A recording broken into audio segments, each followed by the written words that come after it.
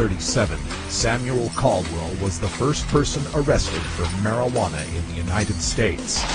In 2008, the 20 millionth person was arrested for marijuana in the United States. After 71 years of this failed prohibitionist policy, it's time to say enough and demand a change. NORML is calling on you to help spread the word, and in doing so, you could win $2,500 in our 2008 Pro-Cannabis Law Reform Ad Contest. Just create a 30 or 60-second video or flash animation explaining why we need to end adult marijuana prohibition. Theme ideas, examples from past contests, and the contest rules are all available at NORML.org. Just look for the Pro-Cannabis Ad Contest banner. You could win your share of $10,000 in prizes, and the grand prize $2,500 winner will be featured in upcoming NORML web and television campaigns. Join our Pro-Cannabis Ad Contest today. Deadline for entries is January 15th, 2009.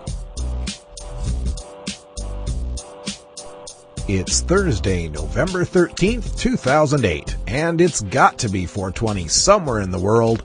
I'm your host, Radical Russ Belville. Produced and distributed by the National Organization for the Reform of Marijuana Laws in Washington, D.C., this is your NORML Daily Audio Stash, the growing truth about cannabis.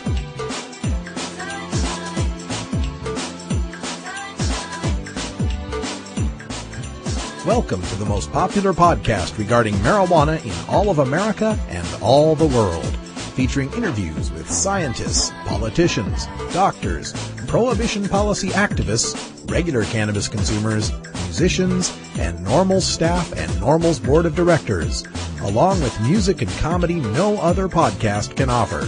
You can always find out more about our show at our website, stash.norml.org, and continue the education and conversation on our blog as well. We're ending marijuana prohibition with education, one listener at a time.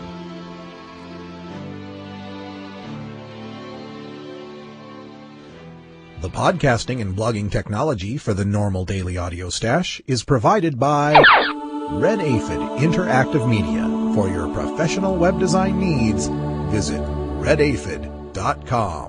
Hello, Stashers. Welcome back to the podcast. We're glad you downloaded us today.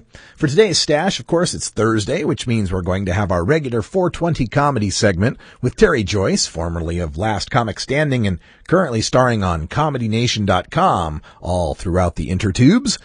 She brings back Lori Buckley, the daughter of the acclaimed jazz-era comic Lord Buckley, and we talk a little bit about the need for marijuana to undergo a PR campaign upgrade, shall we say. We also visit with George Rohrabacher, who's one of the members of the NORML board of directors, and he did a little sleuthing on the results from the Michigan medical marijuana ballot proposal during the election. And he discovered something quite amazing about the result. So keep on listening and you'll find out how Michigan medical marijuana may have been the final blow in any arguments against medical marijuana from conservatives. Also, I wanted to make a little note about a website that's out there right now, which is the Office of the President-elect Barack Obama has put up a website called change.gov. And out of this website, they're encouraging people to write in and tell the incoming administration what their vision is for the upcoming, what their vision is for the country. So I'm encouraging everyone to go out to change.gov and tell them about your vision for ending adult marijuana prohibition.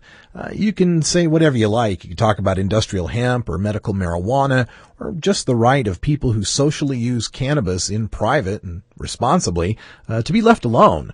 However you want to phrase it. I've got my rather lengthy rant posted up at stash.norml.org that I sent in earlier, but go ahead. Go to change.gov and let them know how you feel about drug policy in this country. Okay, Stashers, we got a whole lot of stuff to get to and not a whole lot of time to do it. And let's just this time take ourselves one of those nice, edible, special chocolate chip cookies and enjoy your NORML Daily audio stash. Hello, I'm Paul Stanford from the Hemp and Cannabis Foundation, or THCF. Medical marijuana is legal in 13 states today, and THCF has clinics in 8 of those states. Our doctors help qualified patients obtain an authorization for medical marijuana in their state. Patients are eligible for medical marijuana with a history of either severe chronic pain and or nausea, cancer, AIDS or HIV, hepatitis, glaucoma, seizure disorders like epilepsy, chronic muscle spasms such as in multiple sclerosis or asthma, neurodegenerative diseases such as Alzheimer's, and gastrointestinal disorders like IBS or Crohn's disease. If you or someone you know has one of these conditions, our doctors will help you obtain a permit for medical marijuana. THCF Medical Clinics has offices in Washington State, Oregon, California, Colorado, Hawaii, Nevada, Montana, and now Michigan. Call 1-800-723-0188 or go to the web at hemp.org or 1-800-723-0188.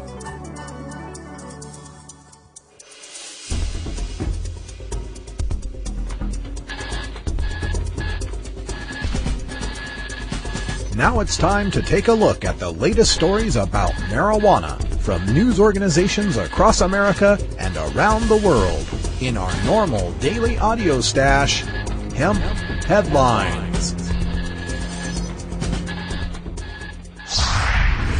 Boulder, Colorado police make pot arrest after NORML meeting. From the Boulder Daily Camera.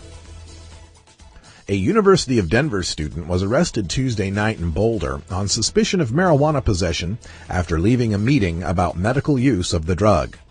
Michael Joseph Dupree, age 19, provided police with a physician's statement that a medical condition warranted use of the drug. The letter was issued by a California doctor, though, and is not valid in Colorado.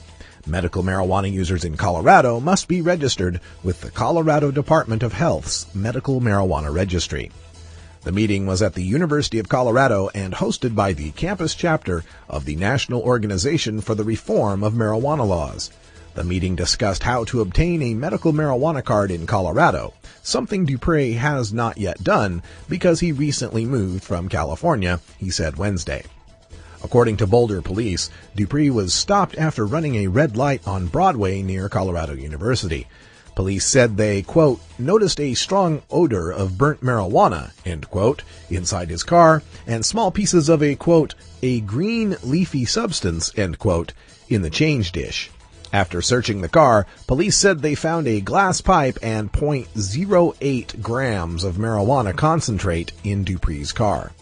He was arrested on suspicion of possession of drug paraphernalia and possession of 8 ounces or less of marijuana.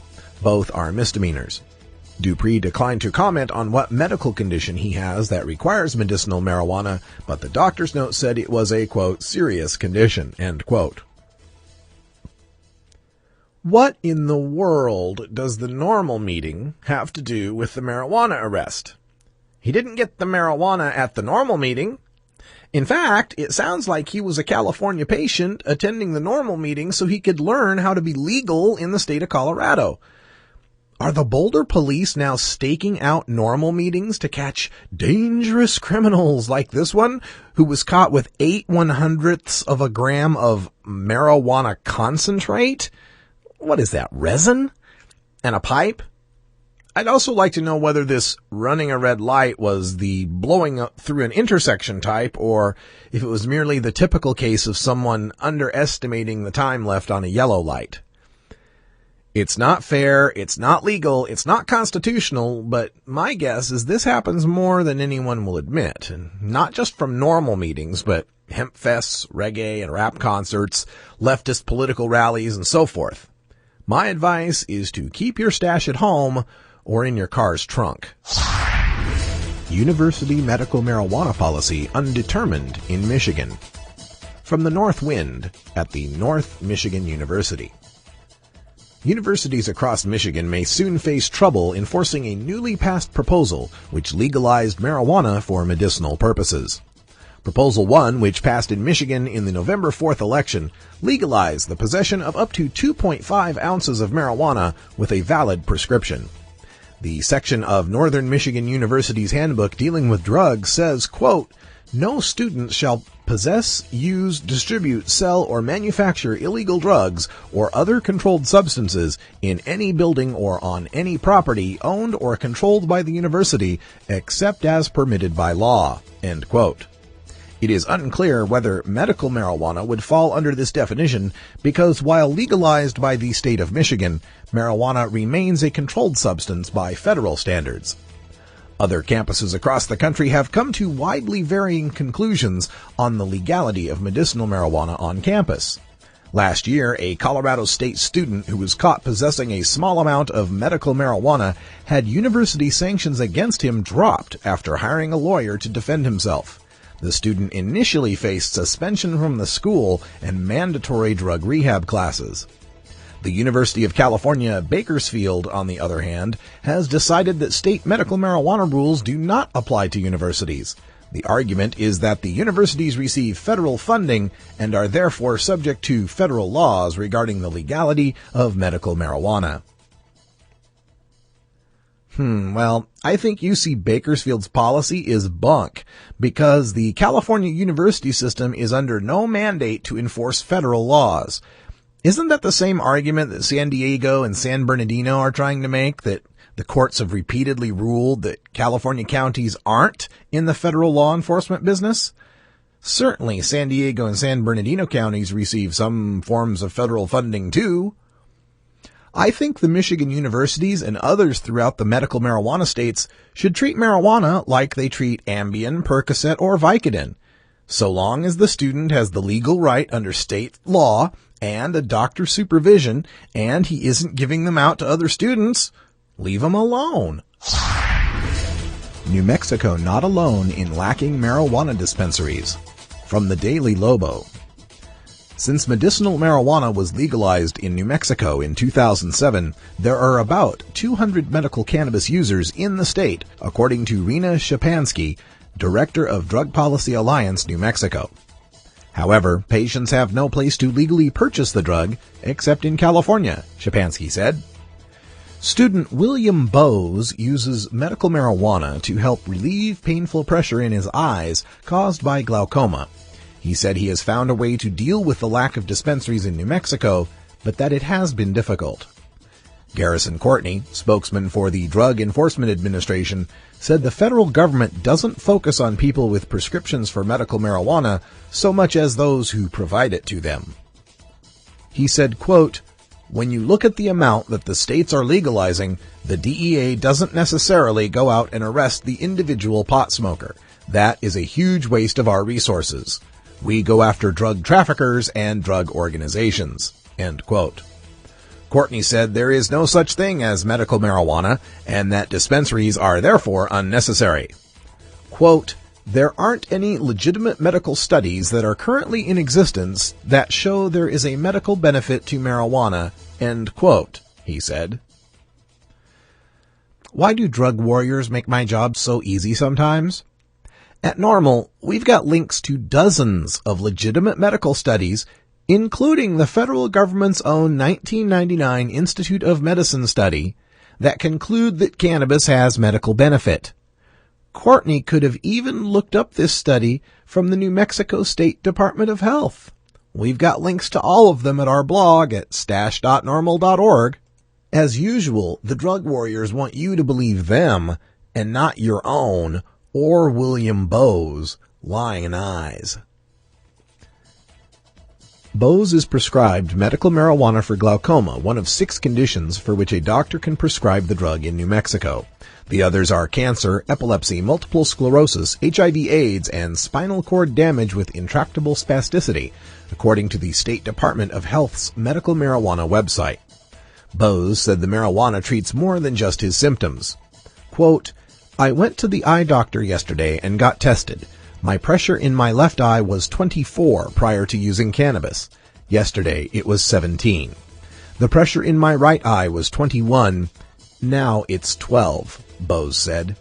And it's slowing nerve atrophy and other things wrong with my eyes, end quote. Bowes said the medical marijuana has also provided relief from severe pain, which no other medication could do. quote, I went from having a constant severe migraine headache to having no headache at all. So there has been an absolute benefit, end quote, he said.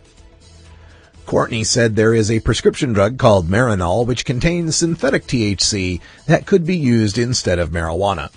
Marinol has been found to reduce nausea and vomiting in cancer patients undergoing chemotherapy, and it has shown to increase appetite in AIDS patients.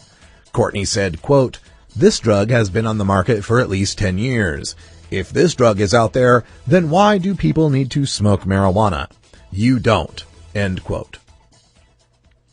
Don't you just love it when cops play doctor? Yeah, that Marinol, it's good for nausea, vomiting, and appetite. So then it's perfect for William Bowe's glaucoma and chronic pain. Why do people need to smoke natural, cheap, effective marijuana when there's a pill that treats nausea, if you can swallow it and keep it down, knocks you into a drug-induced stupor by packing a 100% THC punch of psychoactivity with none of natural marijuana's anti-psychoactive CBDs to take the edge off, and only costs $20 a pill? It's like asking why you would eat an apple when you can have a McDonald's drive-through hot apple pie turnover.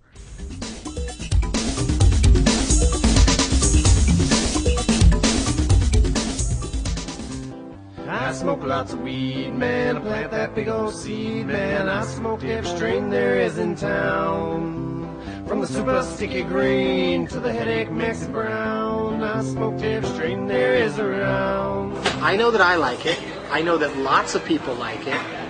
So let's see what happens if you overdo it. Do we have any pot smokers here today? Any at all? My name is Doug Benson, and I'm about to get super high. The term medical marijuana, you drank the Kool-Aid, because there is no such thing as medical marijuana. I'm going to smoke pot every day for 30 days. And try to remember to film it. And my movie's going to be called Super High Me. Or Business as Usual. I haven't decided yet on the title. I'm going to be hospitalized, I think. Some people call it dope. Some think it smells like burning rope. I tell you, it relieves my mind.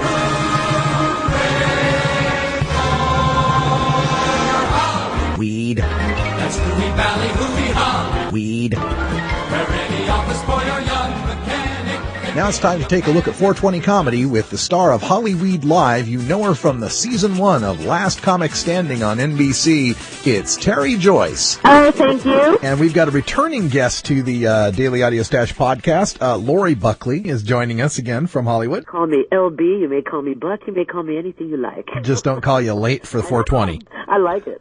All right. Well, great to have you back here for the 420 segment.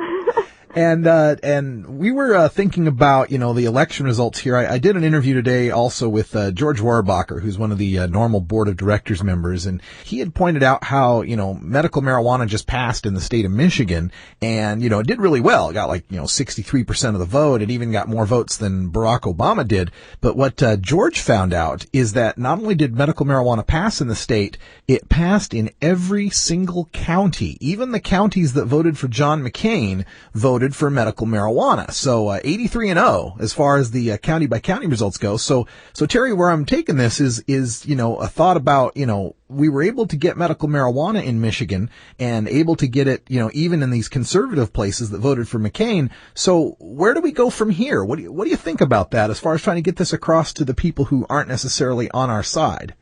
I think that we need to it's marketing. Yeah. I think that that marijuana suffers from a bad image, and the usual way of I'm not to say that I love Cheech and Chong.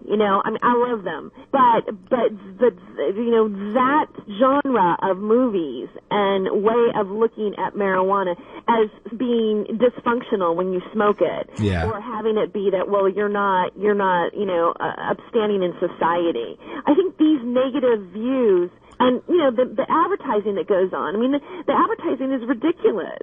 A guy with a hand in his mouth and can't get it out. Who does that? That's right. That's just completely completely false. That's kind of a good thing you bring up there. Those ONDCP, those drugs are ads. In the past 5 or 6 years, they have done like a total anti-marijuana blitz, and yet this year in the elections, 9 out of 10 pro-marijuana initiatives passed. So it looks like the advertising campaign they're using isn't getting people to be against marijuana. I guess we need to think about how do we make a pro-marijuana advertising campaign. And speaking of the movies too, I kind of like that. At least the most recent movies, like the Harold and Kumar movies and stuff, kind of gross and juvenile that they are, at least the characters are like, smart guys that, work, real smart jobs for a living. So maybe that's an improvement. Lori, what do you think about this? That is an improvement. Well, it took us with Obama winning the election. It only took us, 150 years to put an end to racial discrimination on the upper levels. Yeah. And so I think the movement is happening. It's creeping along slowly because, the hardest thing to admit, or even the people down south, was that the bad juju they inherited from doing mean things to really nice people, and every kind of violation you can imagine that goes along with that. And this is going to be part of the transition problem, too, as we hurt a lot of people in this country with the negativity that was projected on them. And it's really hard to admit what you've done, and then the why comes in. And now we know for a fact it's the alcohol lobby. They know they'd be wiped out. The competition would definitely put a little dip in there somewhere, even though the smokers are also drinkers sometimes. But so we have to go past all the judgments that were made. Imagine the lawsuits if the truth was really known that would be enacted up simply from the bad legislation and the horrible judicial creation that we caused by believing these lies. These unraveling lies, much like everything the Bush administration had to do. But the blessing side is that there are more people getting high. It is the underground source. It is a thriving, magnificent community of coolness that exists by people that are constantly have been harassed in the past. So I see it crossing over. Now it's a matter of admitting, I know you're a Republican, you are smoking, baby. And the fact that we need to decriminalize the first thing and empty out these prisons and give law enforcement a break because they're way too powerful, and nothing's easier than a marijuana bust for these guys. Yeah, exactly. Easy work. So what will we do then, Terry, as far as putting together some sort of ad campaign or some sort of way to give a positive image to cannabis and cannabis users? Well, I think we should do commercials that, like for instance, every time you watch a football game, you have like erectile penile, dysfunction. We should do one for marijuana, like erectile dysfunction, marijuana.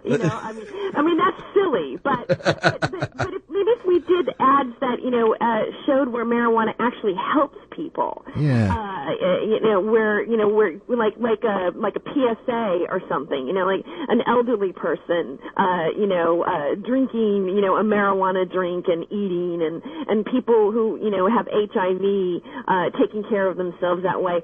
And, then maybe just, why don't we just call a spade and just show people what the typical marijuana smoker is who uses it recreationally, and it's a positive thing. Maybe it's a little out there, but with all the things that we have to the internet, as people, we can just do it ourselves. Really. Absolutely. I've seen something like that in a print ad campaign, where they show a guy who's like a stock market trader or whatever, and they said, and the ad copy says another typical stoner. But I've only seen those in print. Like you say, I'm not seeing them in radio ads or TV ads.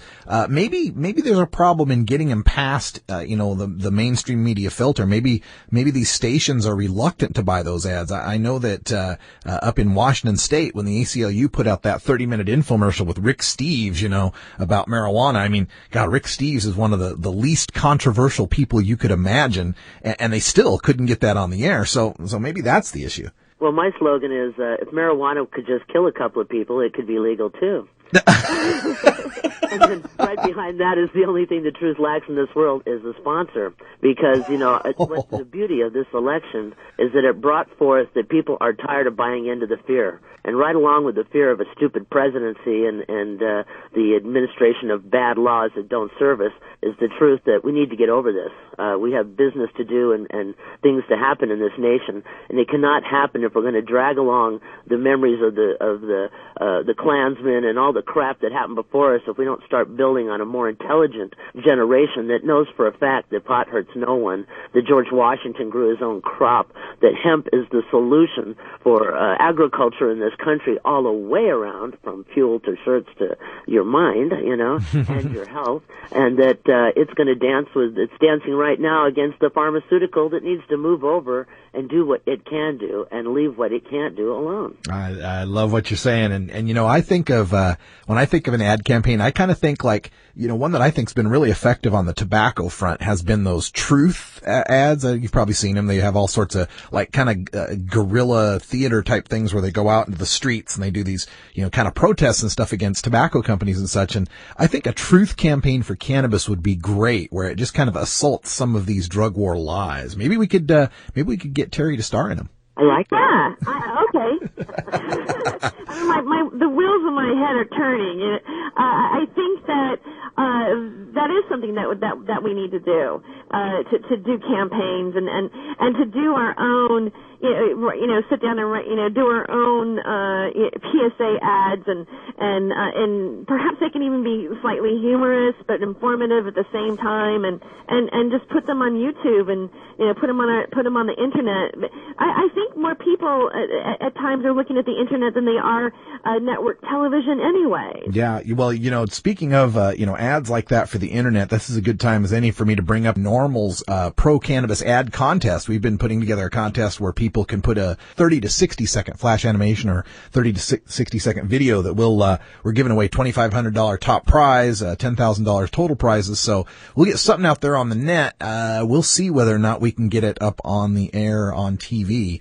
Maybe you'll have to pull some of your enormous Hollywood string pulling out there for us, Terry, and get us some backers. I don't know. You show up with a budget. I don't think these guys are going to have too much problem, especially in the state of California where, everybody's a registered smoker. Yeah, no kidding. Well, yeah, I mean, if you talk about, especially the entertainment industry, I not to squeal on anybody, but it seems like, there are tons of artists and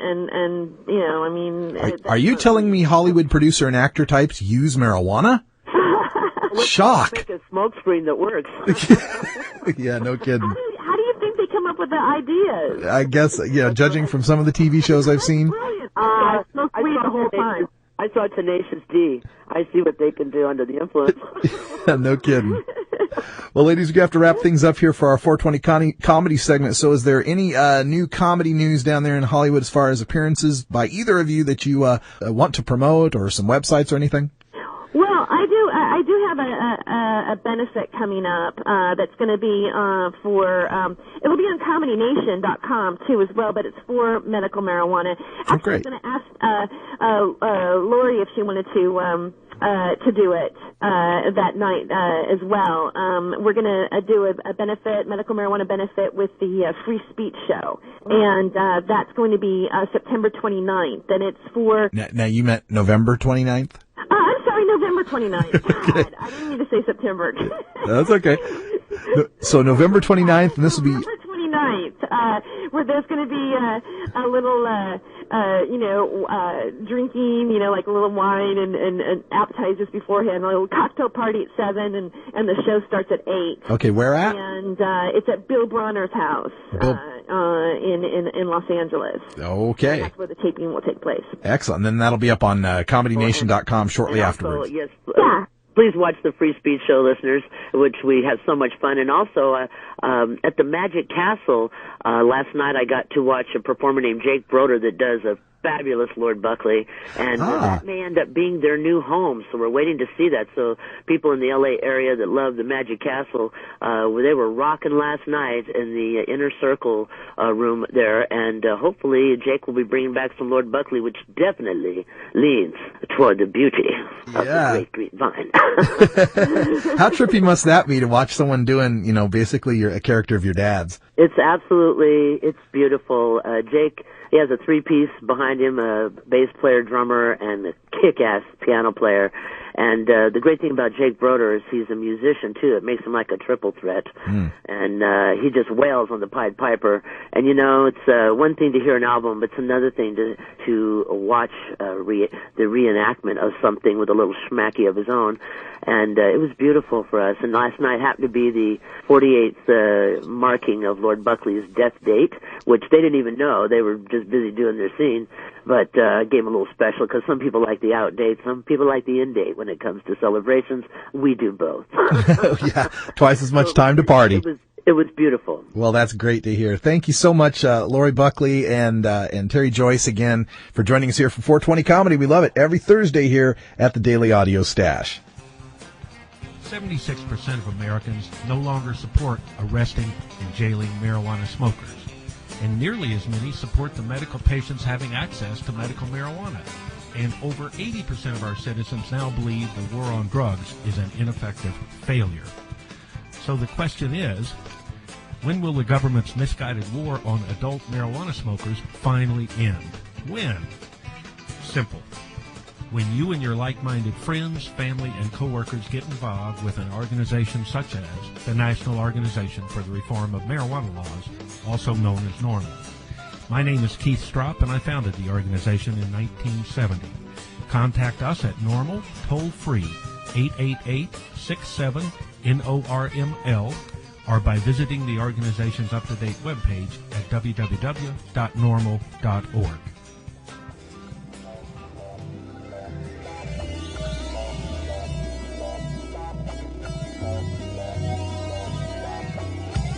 Here at the NORML Daily Audio Stash, we work hard to change our nation's marijuana laws through education and discussion. But we also take time to relax and unwind with an eclectic mix of pod-safe music from many independent artists. We look for music that speaks to the growing truth about cannabis, or music that speaks to broader themes of freedom, liberty, social justice, equality, and protest. To find out more about the artists and download the music you hear on this podcast, just log on to stash.norml.org. And if you'd like to get your music heard by the online cannabis community, just send us an email at stash@norml.org. Happy Thursday, Stashers. This is Josh with the musical interlude. Trans-American Americana folk band, The Snake Across the Crown, may have an obviously biblical band name, but they sound nothing like Amy Grant or... Okay, I don't know any other Christian band names. Sorry. I don't even know if they are a Christian band. They might be one of those new Christian types, bands like Me Without You and, I guess, Pedro the Lion to a certain extent, who aren't afraid to be Christian and write songs about Jesus, but aren't as in-your-face as bands like, well, Amy Grant. Or the other one. You know the one I'm talking about. Either way, if they are a Christian band, then they apparently understand the deep connection between spiritualism and getting high. Their song, The Great American Smokeout, is a lovely little... Their song, The Great American Smokeout, is a lovely little Americana song about people who are struggling to get by. And with lyrics like, she is thinking of her son's demise on his epitaph, a doctor's bill, I immediately see images of poor, struggling cancer patients trying to pay for expensive medication when all they need is a little weed. I guess what we really need is a Great American Smokeout. For more information on The Snake Across the Crown, you can visit their MySpace page or their website. Both are linked on our blog. That's stash.norml.org. You should also definitely check out their Day Trotter session, which you can also find the link at stash.norml.org. You can download MP3s there. It's a great website for indie artists. And one last thing. If you are a musician or a band who wants to be featured on the Stash, just send your music to normalsafemusic@gmail.com. I've been getting a little bit of feedback on that, and I want to get more people up on the stash. So I listen to every single MP3 that's sent to me, and so far it's been excellent, so keep them coming. And without further ado, The Snake, the Cross, the Crown with The Great American Smokeout.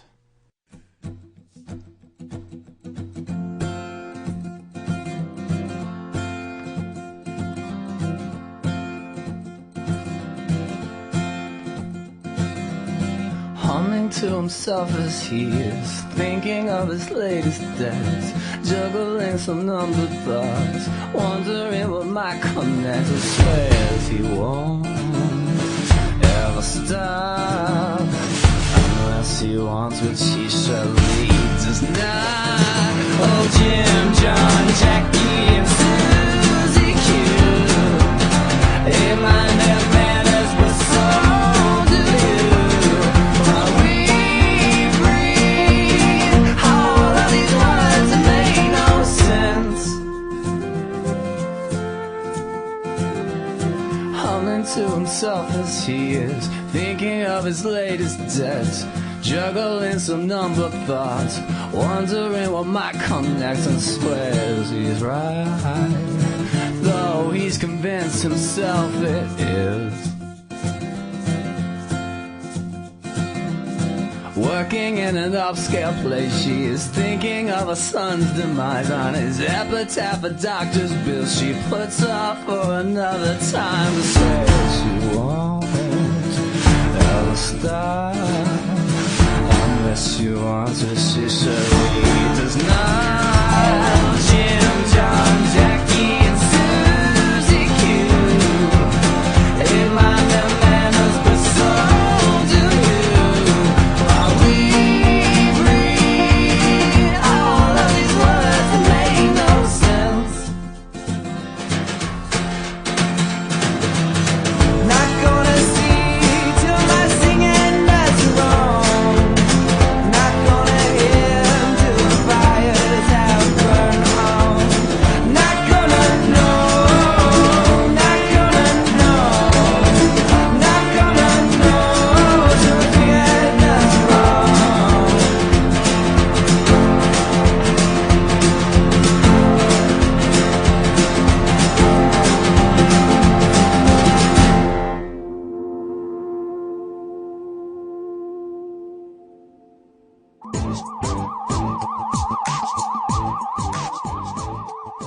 Hello, I'm Casper Leach, host of Time for Him. When our politicians passed the Marijuana Tax Act in 1937, the citizens of the United States had no idea that a new civil war had begun. Now, after more than 7 decades of this war's escalation and spending well over $1 trillion of taxpayers' money, the result has been an arrest record of more than 37 million brothers and sisters for nonviolent drug offenses. Every year, we choose to continue this war. We do so at the cost of well over $69 billion.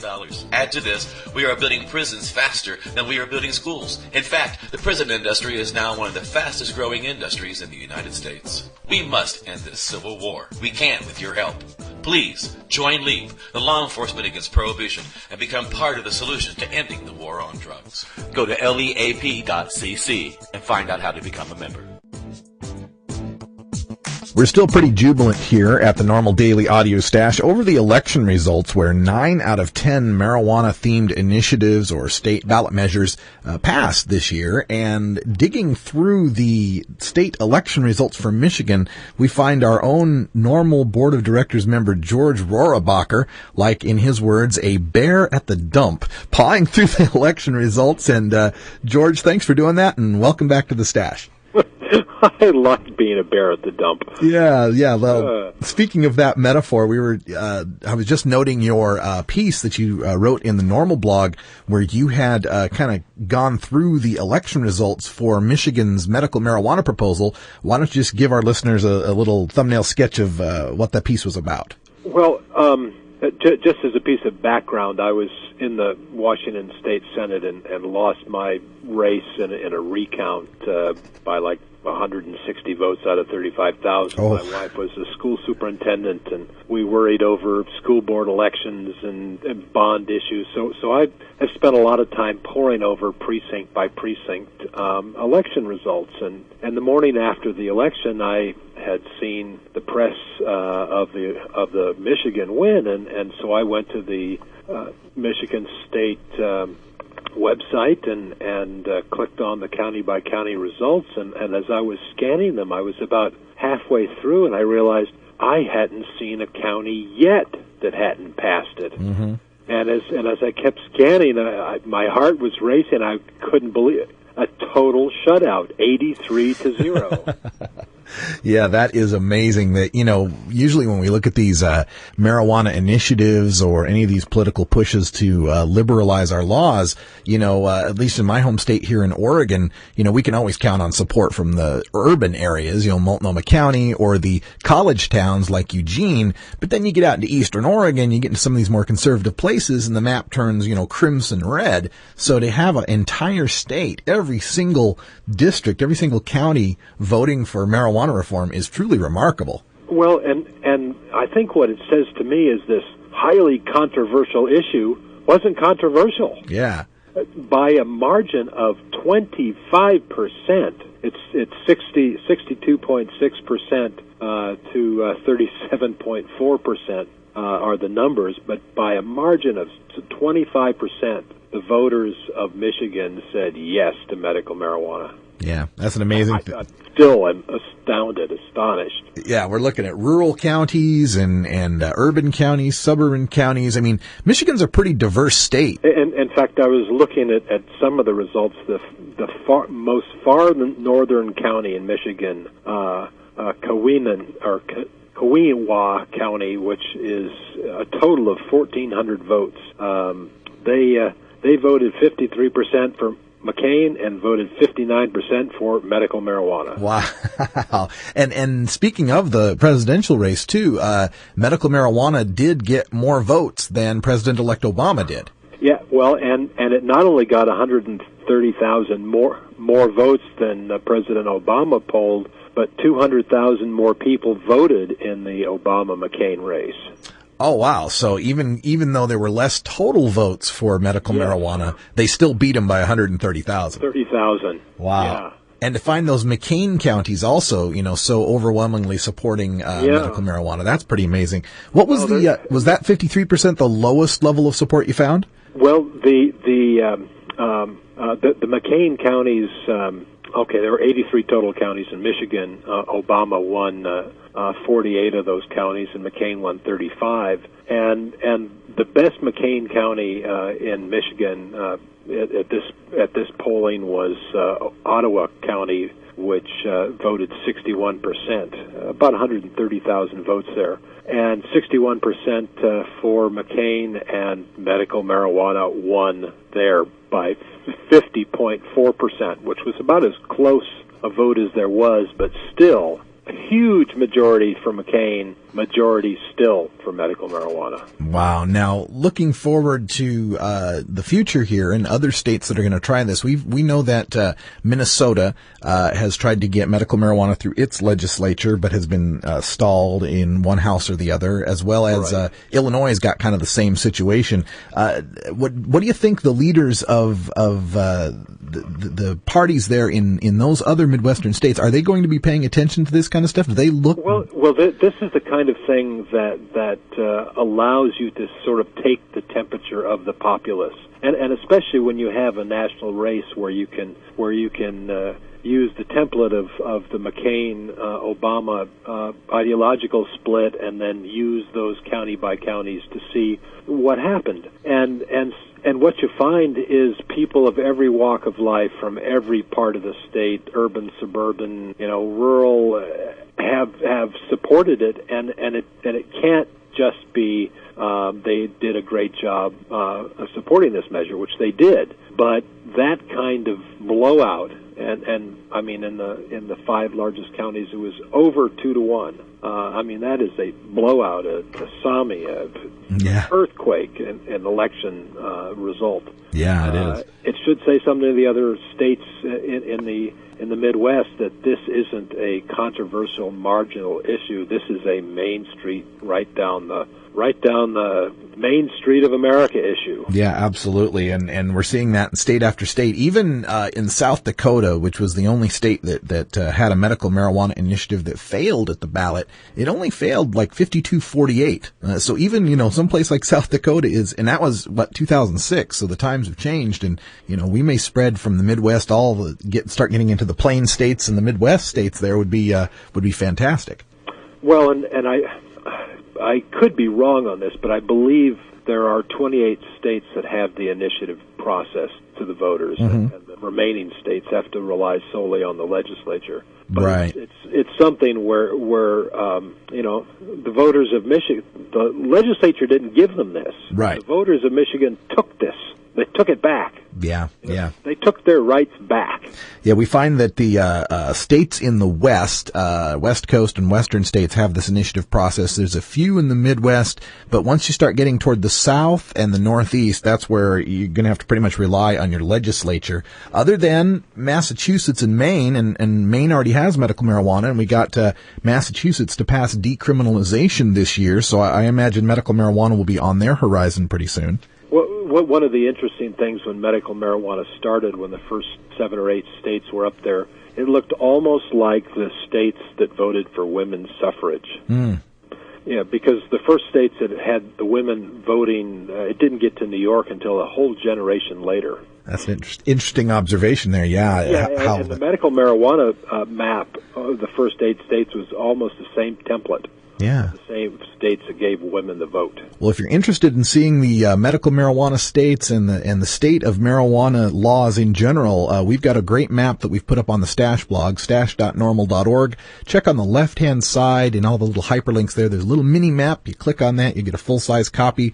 It'll show you medical marijuana, decriminalization, per se DUID laws. We got all sorts of information on that for you, and used a lot of that information in these reports. Hey, George, once again, thanks for being with us on the Daily Audio Stash. Anything else you want to add before we close up shop here? Well, I guess I would say that this vote in the middle of the Midwest tells me that America has learned, person by person, household by household, patient by patient, that the government is full of bullshit on this topic, and we want our medical marijuana back. Truer words have never been spoken. George, thanks so much for joining us again, and take care of yourself. Thanks, Russ. Thank you for downloading the NORML Daily Audio Stash, the growing truth about cannabis. We are produced by the National Organization for the Reform of Marijuana Laws in Washington, D.C. Our executive producer is Alan St. Pierre. Our deputy director is Paul Armentano. Our webmaster is Brian Judy. And web production is provided by Red Aphid Interactive Media. As always, you can catch up on the latest information about marijuana at www.norml.org. And you can interact and download from our Audio Stash blog at stash.normal.org.